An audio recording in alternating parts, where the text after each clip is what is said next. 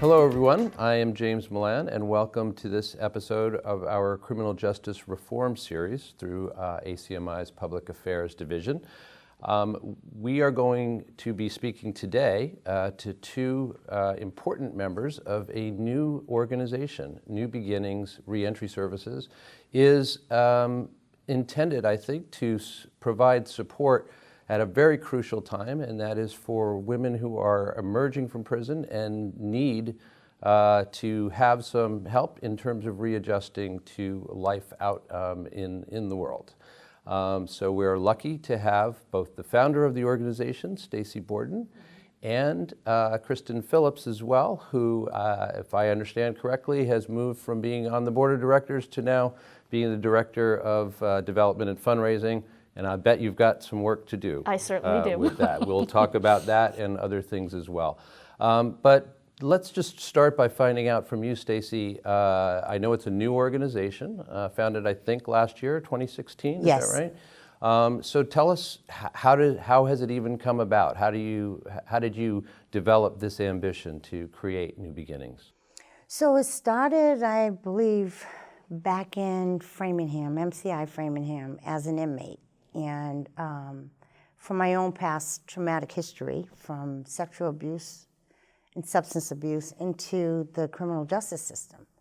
My last sentence was 2007 to 2010. I had been in and out of Framingham for years, in and out.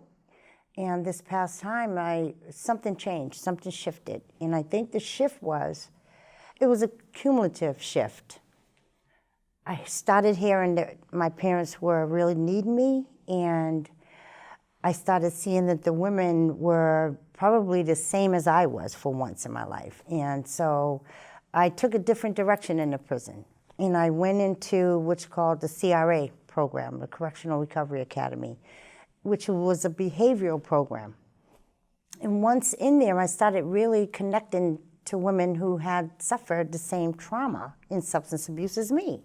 And from there, I started really coming into myself and coming into the understanding that we're human beings. Why are we sitting in a prison for crimes committed while under the influence?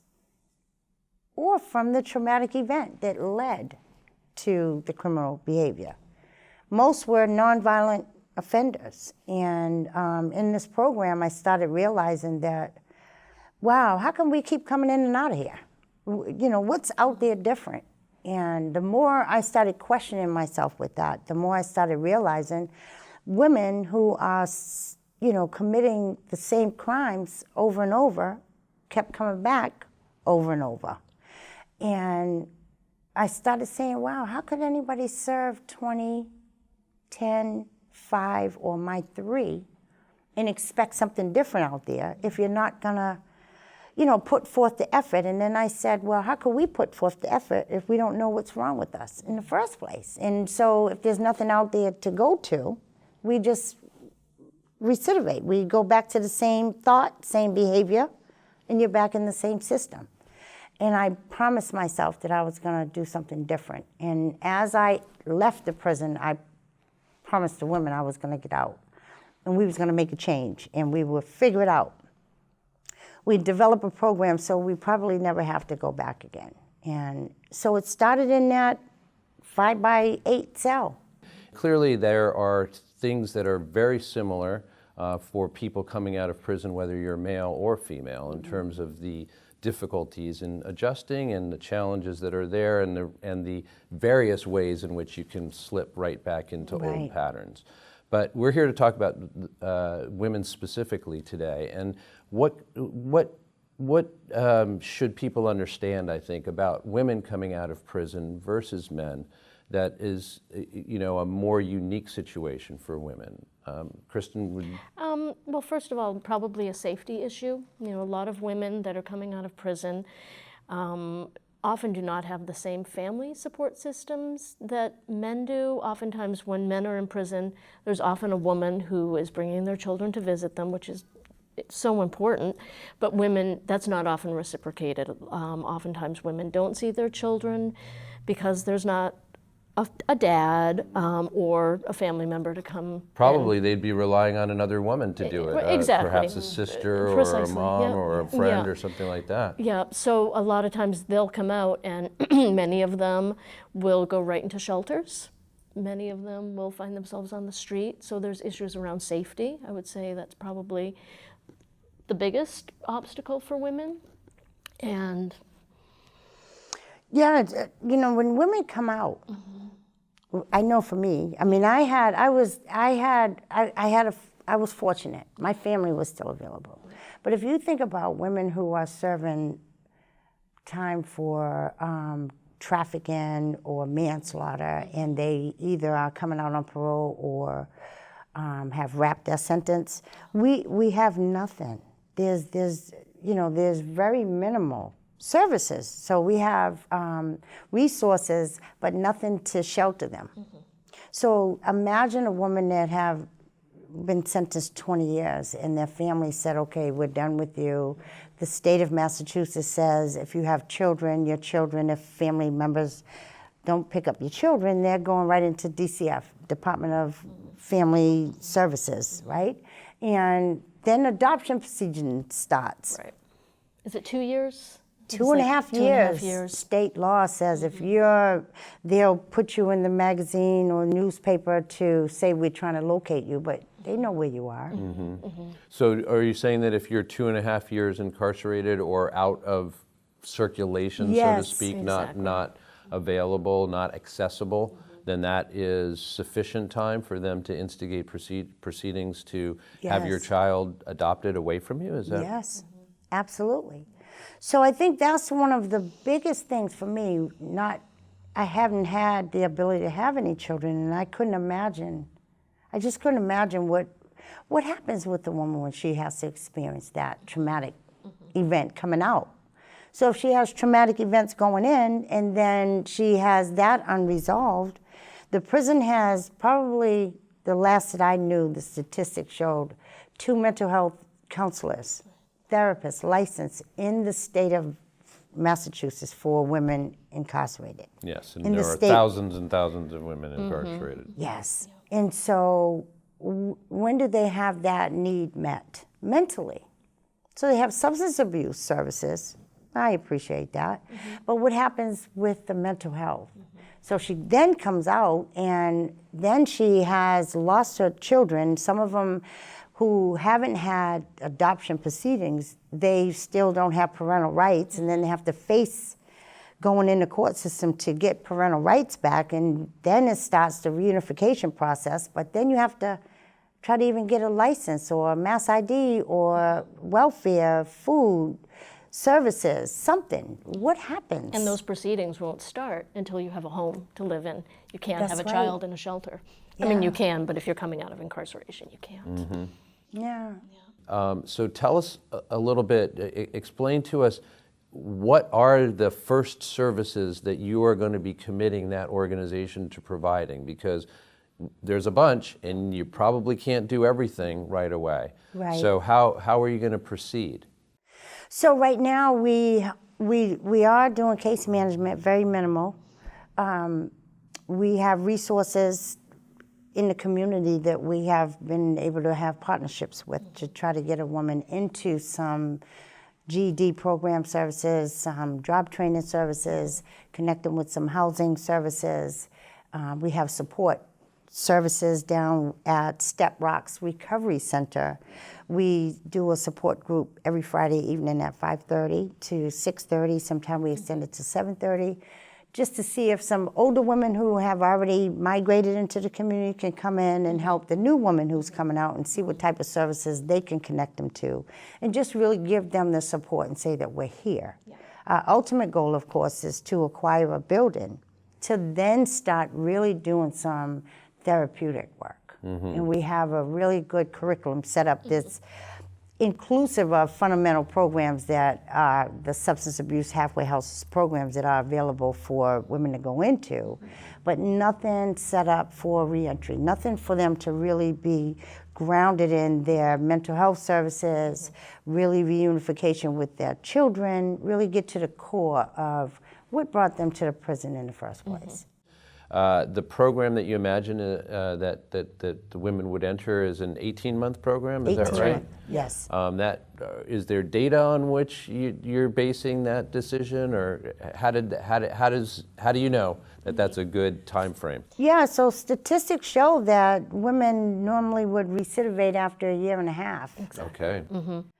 So the other part of statistics, as a mental health counselor, you really, in order to really rid yourself of the obsession to use, to get to the point of dealing with the traumatic event or the core part, would start right at that 18-month cycle. So we're saying, okay, your mind is settled, you're not thinking about coming out, you have a stable place to come to. We've started the process, if you have children, to start reunification, so there's hope there.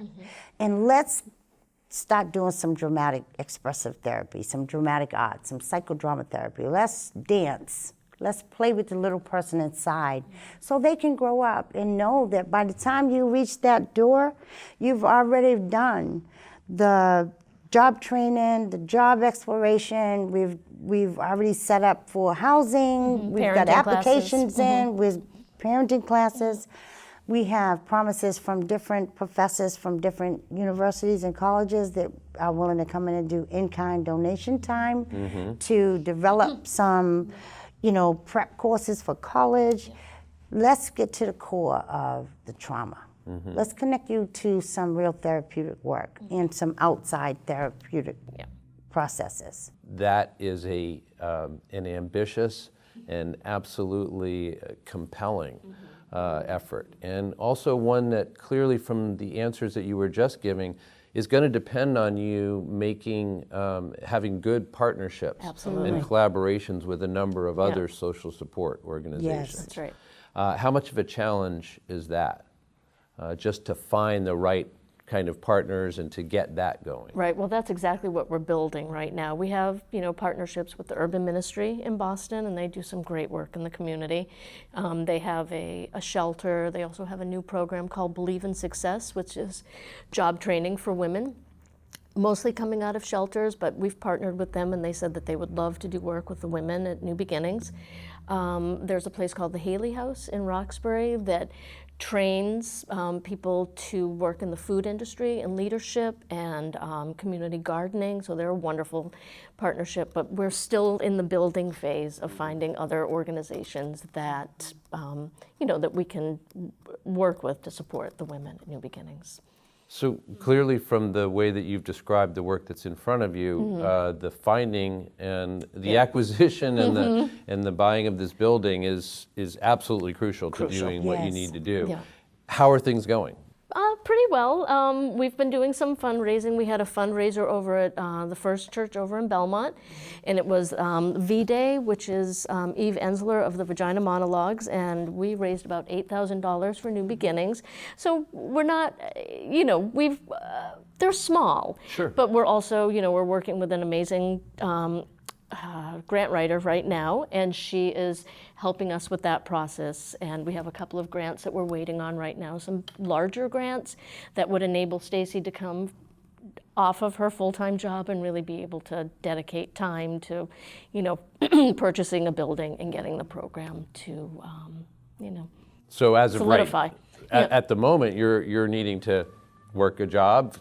You can't afford to pay yourself to be doing this work, unfortunately. Exactly. So that's another challenge. It sounds like that's out there. Yeah. So what is a reasonable, again, in your own minds, because clearly you wake up every day to this reality and to building this. What is a time frame that it seems reasonable to you to hope that you can get going with an 18-month program such as you've just described? I think a reasonable time frame, we were looking at 2018, middle 2018, hopefully, to really acquire the building. We have a good budget in order. We think that time frame would be sufficient. We have I wish I would have brought it. We have a architectural floor plan already drawn in with the idea of how to create it. We have the curriculum and the structure of the daily activities that will go on in the program. So everything is ready. We just need the building. And what size facility are you talking about or thinking of? How many women and or their families or children could or should or would be accommodated if things, again, go well? So we hadn't set up for families yet, although of course we want to replicate it and start extending it to women and children and possibly men later. But right now the focus is on women, and we want to start out with 15 women, 5 bedrooms, 2 baths, offices of course for counselors, for mental health therapists, confidentiality. We have a space for the expressive activity room, expressive therapy, psychodrama therapy, theater, journal writing, storytelling, the labyrinth journey. We have all that ready. And then we have the idea to be communal, have case managers and counselors sitting, popping off ideas to each other. Nice kitchen space, dining room area. I want to change course just a little bit and ask you, Kristin, what brought you into this work that you were doing? Because clearly there's a whole lot that Stacey has taken on, but so have you. I met Stacey. I was in school at Cambridge College, and Stacey came to speak in our mass incarceration class, and I was pretty wowed by Stacey, and I came back to my church and I said, I met this amazing woman who has this program called New Beginnings that she's trying to start, and how can we support her? What can we do for New Beginnings? So we brainstormed, and I thought, could we have a concert and have a benefit for New Beginnings? We're thinking about all these things, and then on the Social Action Committee, one of the members of the committee said, well, how about we'll do V-Day, which is what I discussed earlier. And that was kind of the beginning of it. And then Stacey saw how committed I was to New Beginnings. And, she said, you've got some skills, would you be on my board of directors? And I certainly, loved that offer and accepted. And then kind of as time went on and I was doing a lot of work, and I have taken 6 months off from work and just devoted time to helping develop New Beginnings. And now I have a position, albeit unpaid, but it's an amazing opportunity. I mean, I'm growing into being a director. I'm learning a lot about fundraising and care about these issues greatly. Yeah, so I'd just like to just probe a little bit more about that, the caring about these issues greatly, because yes, I've already in a short amount of time experienced Stacey's charisma. Yes. So I can see that piece of it for sure. Yeah. What about these issues, particularly resonates for you? Well, issues around mass incarceration. I'm the member of here at First Parish in Arlington, their working group on ending mass incarceration. Issues of that have concerned me, have really upset me over the years, and I felt like I need to do something about this in my little way. So, working in that group with Lori Crenshaft has just been incredible. Doing work at my own church, we have a program called Beyond Ferguson, which is bridging race and class issues, and just, as a concerned citizen. Well, that is, I think, a story that many maybe in our audience would share as well. And hopefully some may be galvanized through even listening to us here today to take more direct action than they may have so far. If they want to, How can people help you guys to push your own project forward? Well, they could go to our website. It's newbeginningsreentryservices.org, and there is a GoFundMe site, and there's a place where you can mail checks. We are accepting interns. You know, we've had a fair amount of interns from Cambridge College. We'll find something for you to do. It'll be rewarding, I'm sure. And do we have any other sources of community partners? You know, we are looking. Talk about Andrea. Yeah. So we are also a part of a national council of formerly and informally incarcerated women who Andrea James is the director or executive director of FAJA, Families for Justice and Healing. And Andrea has been doing this type of legislative work to try to change the minds of legislation, Congress, you know, in community to help support women while they're in the prison system with direct services that they don't receive, such as having to buy tampons, not free. Some women don't have family support to do that. And so with the way that Andrea is working her magic at that end is really assisting us when they come out to us. They're not so fragile and afraid and, you know, non-supported and, you know, this is national stuff. And I think that's one of our greatest partners, that the work that the National Council nationally Works very closely with Will Brownsberger, and he has a lot of legislation going on right now. Yeah, I actually wanted to pick up on that as perhaps the last thing that we'll be talking about, and to say that we have spoken to our local legislators in the recent past about the criminal justice reform legislation that is moving its way through the State House. And I think we can say with confidence here in the Arlington, Belmont area for sure, and hopefully more widely than that, that there are real committed legislators, committed to making real reforms, both before, during, and after incarceration. And I have to say, from my own perspective, while hope is not something that I wake up to every day in the world that we're living in these days, I do have a measured amount of hope and optimism that things can get better in this area. How are you guys feeling? I feel hopeful. I feel so hopeful that I have such a vision. My vision, I have a vision board. I change them, I finish that vision, and I make another vision board. And the universe just has a way of saying, it's gonna happen. You're gonna be okay. And you know, some nights I don't sleep because my vision is so strong. I can see the house, I can see the women coming out, I can see the women graduating, I can see the women coming back, working in the field. I can see it. And so hope, I'm inspired. I refuse to let this vision go. However, I just completed a home buyer's course, and I cleaned up my credit, and I'm like, all this stuff that I talk about is possible. I'm doing it. I have women really been who, just a few short years, really right, has. that you've been at this. Yeah. I came out of prison, and I supported my family, my parents through their transition, the end of their life.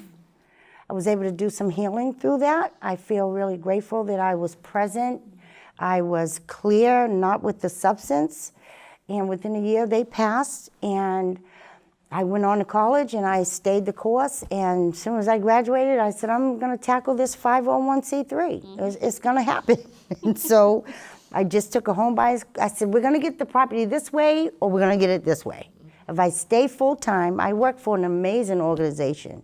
I work for Gavin Foundation, which is a substance abuse foundation, who they're amazing. They support their people, they support the community in substance abuse, and they support me while I tackle my organization. They have been very supportive of me, and you know, the more people that come along and say we believe it, because women deserve to be home with their children and having a life, it's going to happen. I won't stop until we get it from this end or that end. Yeah. Well, I can tell you, I have very little doubt that is going to happen. Whatever else goes on in the world around us, I'm sure you are going to be at this until you get it done. Yes. I'm sure of it too. And our best wishes on that, and as speedily you. as possible. Yes. We really appreciate you guys spending the time with us today. And we hope to have you back when our cameras see the same vision Yes. as you do Thank in you. your Yes. dreams. Thank you. Thank you very much. For ACMi's Public Affairs Division and for our series on criminal justice reform, I'm James Milan. Thanks for joining us.